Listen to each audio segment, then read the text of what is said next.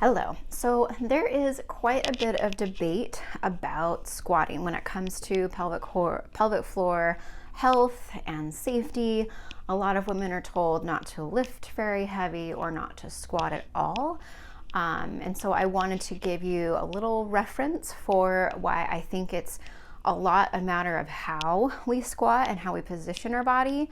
And we're going to use the pelvis to define that. So we want to think about how we've got the bones of the pelvis and then we've got the outlet or opening of the pelvis. So this whole big area here. If we were to squat with our tailbone tucked underneath us, think like a ballet squat position, and I'll be demonstrating that. It leaves us really vulnerable for our pelvic floor and soft tissue structures because then they're right underneath us, okay? But if we then squat with good form and we are hinging at the hips, and our hips go behind us, when we do squat and our hips go, our tailbone is untucked, we're not keeping it underneath us, we're allowing the tailbone to stick back. If I rotate the pelvis, look at what is directly underneath us, and that is your pubic symphysis, giving us some support for the pelvic floor organs.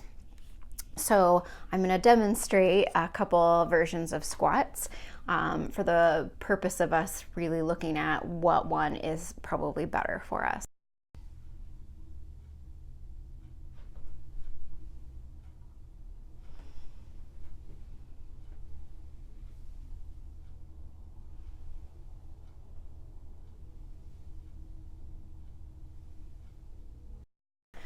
So as you saw with me demonstrating the more kind of tucked tailbone version versus more positioning the pelvis like this, this should be safer for us. Of course, the symptoms of pelvic heaviness are going to be our guide as well.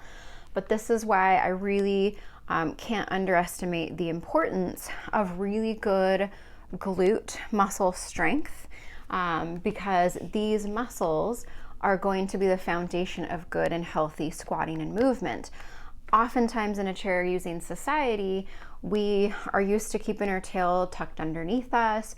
Just by rounding our spine a little bit, we end up really engaging our back muscles, and then that adds more force downward onto our pelvic floor because our trunk is set forward and collapsed forward. When we have really good alignment and we keep the soda can canister in our abdomen nice and tall and we activate our glutes really well, it's just so much safer for our pelvic floor, not to mention that it can help the pelvic floor function better in tandem with the glute muscles.